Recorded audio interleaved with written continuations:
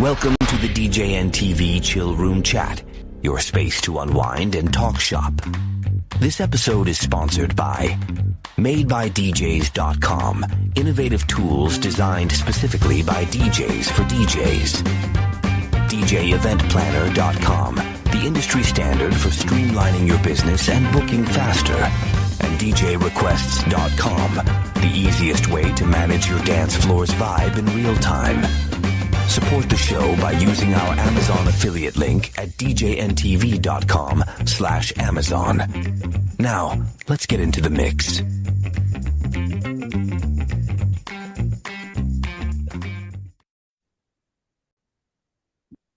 Hey there, welcome to the Tuesday Night Music Show. Tonight, we're going to talk about samples. Cool samples. Because we've been talking about it off camera, and I thought, you know what, let's just roll the camera and talk about samples. And we were talking about the drum beat that turns up in a whole bunch of songs. Milli Vanilli Girl, You Know It's True, Shanice, I Love Your Smile, Eric B. and Rakim, Paid in Full. I mean, a lot of things. And we're trying to figure out what that drum loop was. And John found it. It is what? It is the Soul Searchers, and the track is called Ashley's Roach Clip. Ashley. And we just listen to it, and we all agree. Yep. There it is. And whoop, there it is. Yeah. It's the track. Near the end of the song, about 2/3 of the way through, it shows up. I think we were talking the other night about Jay's Jay's Roach. We were talking the other night about Big Energy from Lotto, and how when it dropped, a lot of people said, "Oh, wow, she sampled Mariah Carey's Fantasy." I'm like, no, she sampled On Top Club. Yes, She Is the Love. Yeah. So a lot of people don't realize the samples are samples. They think they're from their original things. Mm-hmm. I saw somebody who was tripping on hearing Every Breath You Take for the first time because they were confident that was an original Puff Daddy. Oh, whoa. Yeah, This show's not brought to you by Baby Oil. Let's just pick and choose that one. Get your freak on. Get your freak on. Yeah. Well, the one I like that you turned me on to was More Spell on You. Yeah. Which is Daft Punk, Eddie One Johns. More Time. Yeah. And you did a Very great chopped. video where you chopped it. Yeah. Where you were playing it and you just see you had CDJ 400s. I don't remember the mixer, but you just see your finger going like this. Boom. You did the loop on it. And then you brought in the actual One More Time where the hook is. Yeah. But, that's the beauty of samples. Sometimes the original where the sample came from, it's still a great track, or it probably wouldn't have been considered for sampling. So sometimes it's worth the play of just the original. Well, Damon was talking about sample trains where people were just jumping on certain samples that came out and making tracks around them. Yeah. Okay. And it made me think of the very old early days Ultimate Breaks and Beats collection. Got Where- the records. Somebody would read, I don't know how many volumes there were ultimately, but like volume 1 comes out, whatever happens to be on volume 1, all of a sudden all these songs turn up in R&B and hip hop that have samples from that record on it. Did you think everybody was using that record? I think there were 6 volumes Was it original. 6? I think it was 6. Like Well, I have Brian 6 says, of them. you don't realize what the samples are. Well, and the one that, I mean, I didn't know until I listened to Ultimate Breaks and Beats, just out of curiosity, what was this stuff? And I remember hearing this track by the Galactic Star Band called Space Dust. It's the intro to Rob Bass and DJ Easy Rock's It Takes Two. That do do do do Do do do do. We got another hook in that one too. Don't forget about Miss Lynn Collins, who Think About It or That was on there too. Yeah. and Yeah. she even in her song from the 60s said it takes two to make a thing go right. She's Yeah. even got the quote. But I mean that whole. But Brian said that whole do do do do hit it. Yeah, yeah. Yeah. Space what? Space. This track is called Space Dust, and it's from the Galactic Star Band. Okay. And it's one of those songs from, like, I don't know. There were artists there were labels, I guess, who were just making songs to try to be space-ish, like around the time Star Wars came out, because that was a popular thing. So people were buying these outer space songs. It was on some kind of compilation like that. But there are weird stuff. so many songs out there. Like one that I've talked about in previous that was like Bootylicious. What's on it? Oh yeah, that's actually 17. And just 17. And but I think today you're seeing a whole lot more of 80s and 90s samples coming back into modern songs. I would even say that came with Call on Me by Eric Prydz, where it's Valerie by Steve Winwood. And that was 84, maybe 85, something. Ooh, well, he redid it for Chronicles, which was maybe 86, 87. The original Valerie was, I think, 81 or 82 or something. Was it? That nobody Okay. heard. It could have been that early. Yeah. But the version he samples, that Prince samples, is the later one from Chronicles, the one we're all familiar with. Is the one Right. samples. Yeah. But and again, it's being familiar. And I have to go to, one of the greatest songs of all time, Lola's theme, which all you need to do is play Johnny Taylor, Yeah. Forget About My Love. What About My Love? What About My Love? And then speed it up Yeah. from like 105 to 126, and boom, you're in.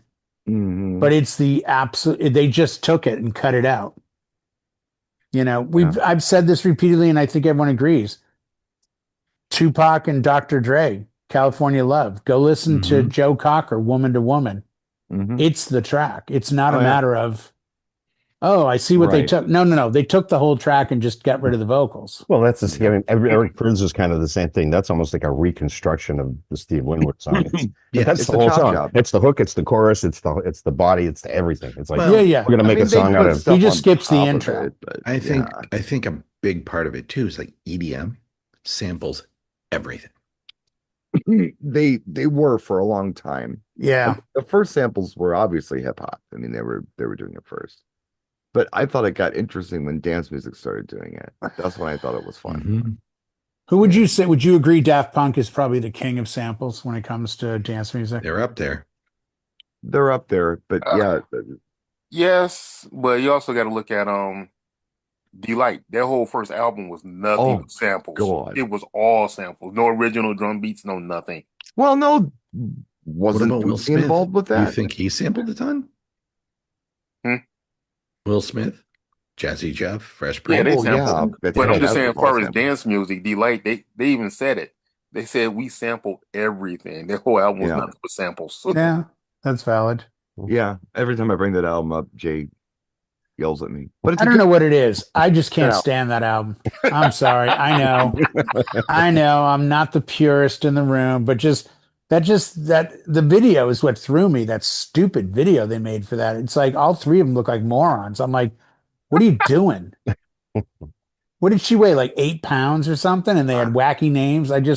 Maybe I was in the middle of a breakup. I don't know, but it you- just yeah. it she's came like at the wrong Twiggy. time. She's like Twiggy in platform shoes. Well, you she was. you wasn't in that something headspace in else. Soho in New York City at the time. No, I was not. Oh. I was listening to Cemetery Gates by Pantera at that time going, okay, now we're talking some music here. They was hanging in coffee shops and hanging in vintage stores. So Yeah. Oh, no. It fit the aesthetic fit. And then everyone went that like thrift store look. Mhm. Like everything went that way. So I'll it just totally stay out made of this sense. one. I'll stay out of this. okay, but Move on but like I from said, this they Oh, no. first Brian album was loves samples. that album. That's a It's great. a good album. So It's not a bad samples song have been on that around album. for I know, so and I'm the exact long. opposite. It's like the dentist odds. Like 4 out of 5 DJs recommend the record. Yeah, I'm the fifth one. He doesn't like throw out. I'm the he doesn't idiot like, fifth one. He doesn't Hell like no. mouthwash. No. 4 out of Oh, 5. turn this You crap got off. I only that album though. I don't think they've done anything else that ever turned me on. I've got some of their other stuff and I don't care, but that album's lightning in a bottle. It's Can you guys point to like the new wave / pop 80s stuff that is probably sampled that most people wouldn't realize or know? give us some examples, Jay. No. I'm asking more than giving because I can't think of anything from, let's say, 85 back to 80. So It how about seems like like the Atomic majority of Dog, pop. George Clinton? Well, we just talked about Genius of Love, Tom Tom Club.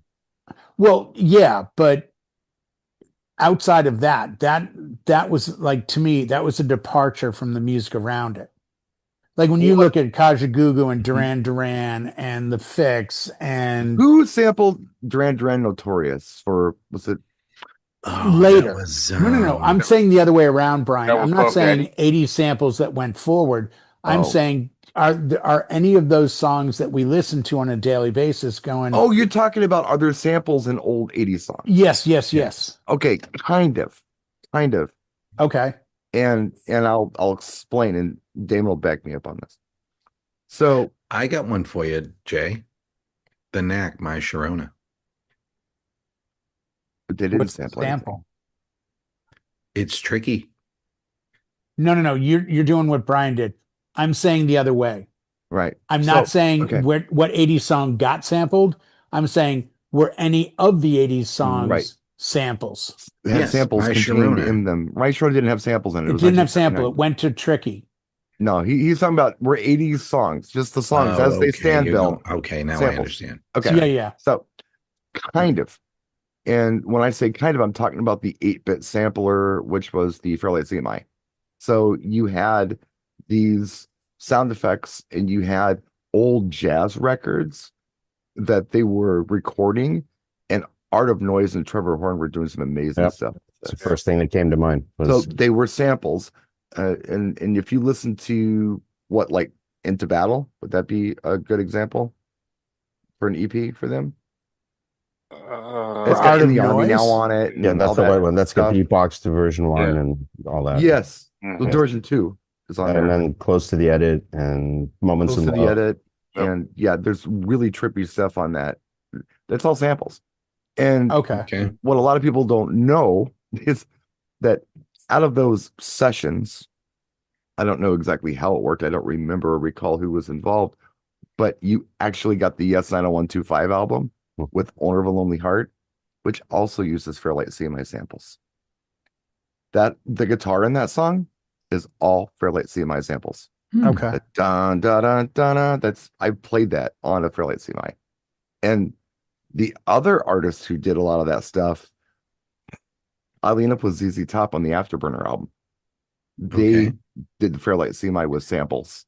And then, of course, Jam and Lewis did it with all the Janet Jackson stuff, with the horn stabs and such.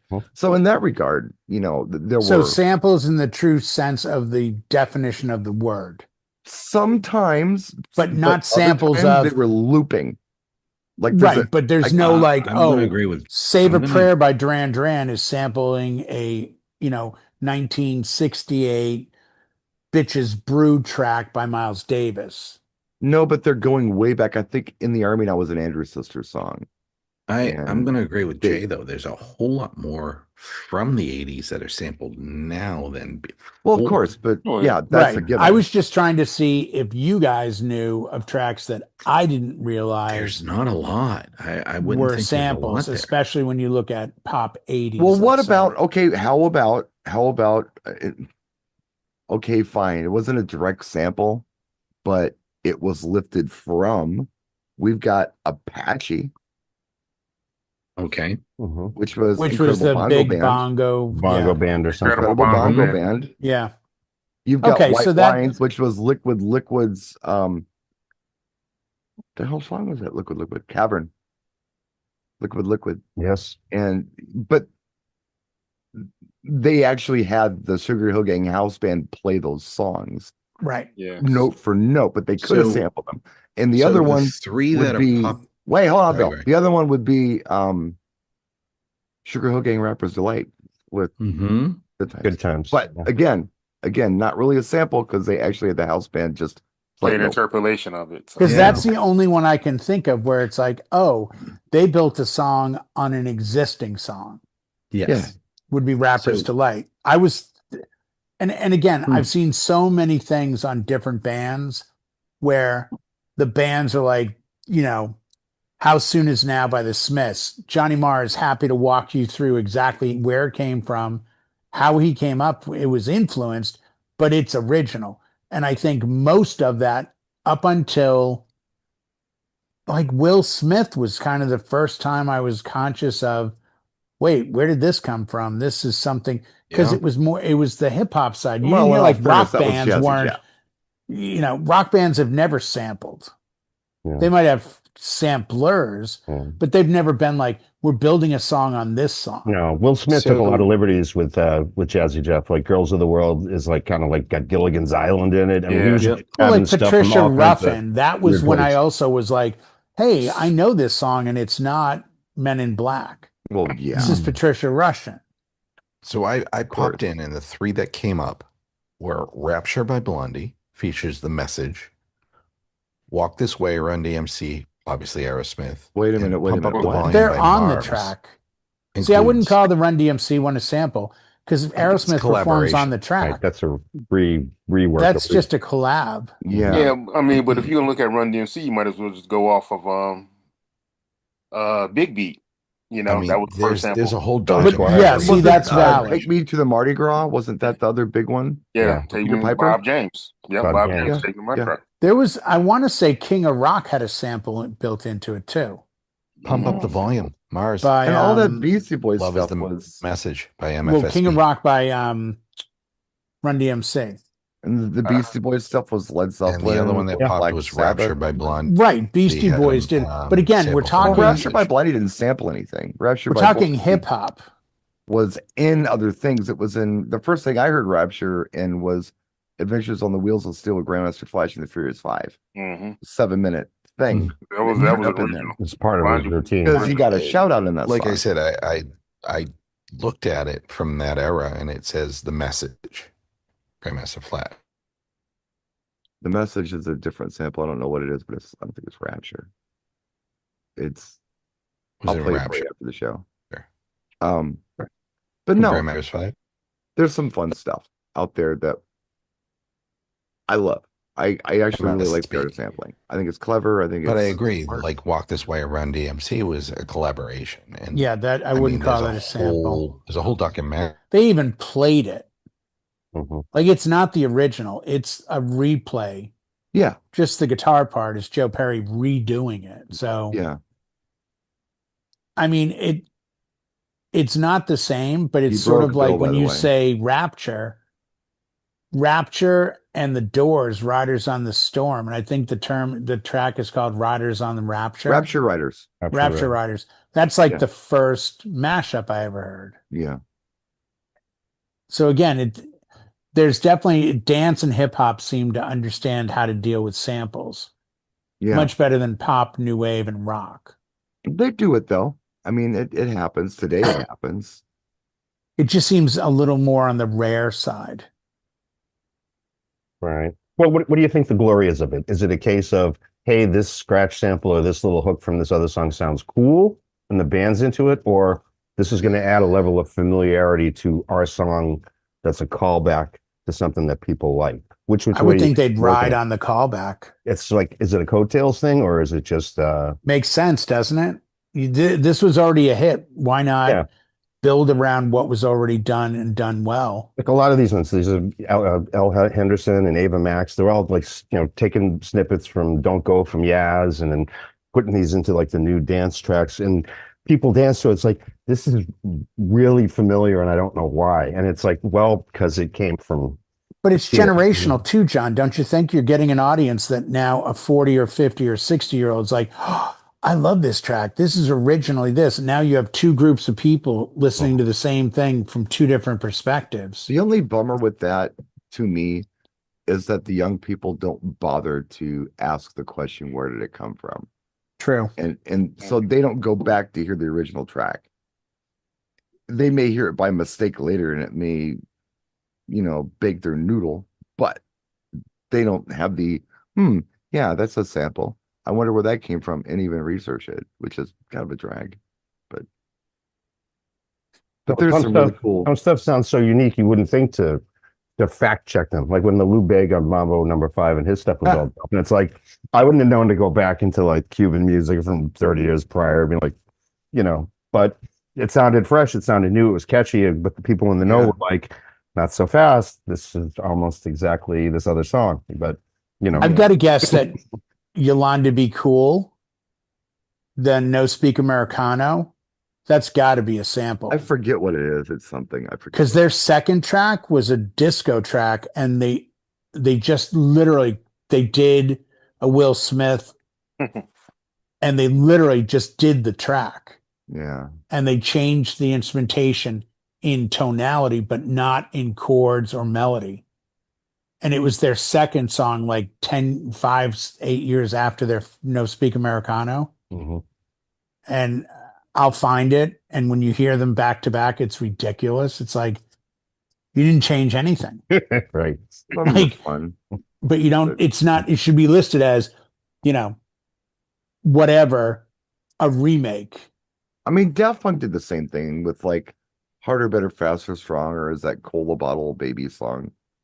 And it hasn't really been changed at all. But then you've got the ones that are just chopped. They even did a Barry Manilow song, Who's Been Sleeping in My Bed. And you can obviously tell that's what it is by listening to it. But then one more time, nobody even knows. That just sounds like a bunch of keyboards. But that speaks to like chopped. The other side of it, because I'm a pretty big Barry Manilow fan. I've never heard that song. It's not my favorite Daft Punk song. In fact, it's the only song off of Discovery I don't like. I don't enjoy that song at all. I'll play for you after the show. You can hate it too. Are we doing on time? Anybody taking time? Yeah, I got us. We got about 4 minutes. Okay. So here's just like a wiki fact of it. It's like when I was looking through Mark Wahlberg and was cleaning up some of his stuff, and he's got a track called Wild Side, and it's sampling underneath the beat bed Lou Reed's Take a Walk on the Wild Side, the whole song. Yes. Lou Reed is actually credited as a writer on the song because it's in the whole song. So yeah, to pacify them, it's like you didn't just take 7 bars. It's like it's your whole song is sure. my beat. So he's listed as he got writing credits, so he gets a bit of the dough. Well, that's just like, I mean, it's different, but Stevie Nicks did Stand Back, and she was basically rewriting Little Red Corvette. Prince has the writing credits on that song. That makes sense. That's the right thing to do. Yeah, it is. It absolutely is. I mean, she fessed up to it. Mm-hmm. But there are others that have done it by mistake. Oops, I made your song that I didn't realize I made. It wasn't really mine. It was actually yours. Right. George Ray Parker Jr. Yeah, he knew exactly what he was doing. You took the beat, you looped it. Now you're getting sued. Kind of stupid. They called him, and the story on that one, it blew my mind. The people, Zemeckis and all those, they wanted Huey Lewis to do the theme from Ghostbusters. Yeah. But Huey Lewis is like, we just did Back to the Future. We don't want to be the band who does songs from movies. We want to be known for something else. Yep. Okay. So they call Ray Parker Jr. Say, can you do something Huey Lewis in the News like and make a song for this movie Ghostbusters? So he did. Oh, no, they set him on that pathway. They were like, we really like this new drug track. We really like Huey Lewis. We need something like that. Do something like that. Yeah, make it it did sound exactly like that. It's like, I will just change the words. I will make it exactly like that, but I'll take the word ghost out of it. Well, I mean, the question is, if today, would you get in as much trouble? Because if you go back 12 years ago, our friend Mr. Thick decided he would just be like, hey, I wonder if anyone's going to remember this Rick James track. Or Marvin Gaye. Marvin Gaye track. Close enough. Hey, same church, different pew. What are you talking about? Kind of. They were both on Motown at one time. They were both at the same barbecue. Yeah. Oh, I'm the bad guy now because I hate your stupid group. Lady D, whatever. Shut up. Member one of the D-Light Haters Club. Yeah. Now open for business. It's I'm gonna about go that see time. them next time they come here because they only have 6 people going, so there'll be plenty of Now seats. you for don't me. want to see her today. I actually saw you showed a picture of her one time. Yeah. No, it's kind of like why I don't want to go back to Paisley Park. I want to remember it how it was. Well, and you don't want to blow $201.75 because that's what it cost you today to go there. That too. That too. Well, guys, thanks for hanging out tonight. Just some riffing on samples. We'll do more next week, we promise. And if you got something you'd like us to riff on, let us know what that is in the comment section. We will try to accommodate you. We'll see you next time. Good night. Groove is in the soul. Shut up.